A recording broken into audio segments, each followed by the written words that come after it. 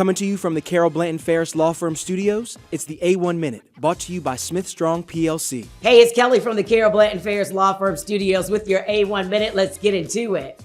Richmond keeps finding new ways to bring people together, and one of the city's hottest events is happening at Libby Hill Park.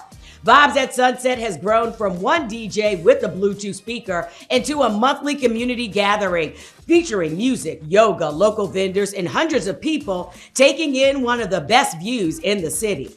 If you haven't been yet, this might be your sign. Find out more from Chelsea Jackson over on the RTD app. And speaking of people making Richmond proud, 17-year-old Aurora Walsh of St. Catherine's School has been accepted into the prestigious Explorers Club, joining the ranks of legendary explorers like Jane Goodall and Buzz Aldrin. The aspiring environmental scientist hopes to one day conduct research in Antarctica, but she's already putting Richmond on the map. From exploring the world to protecting our own backyard, Chesterfield County is now using drones to help first responders reach emergencies faster.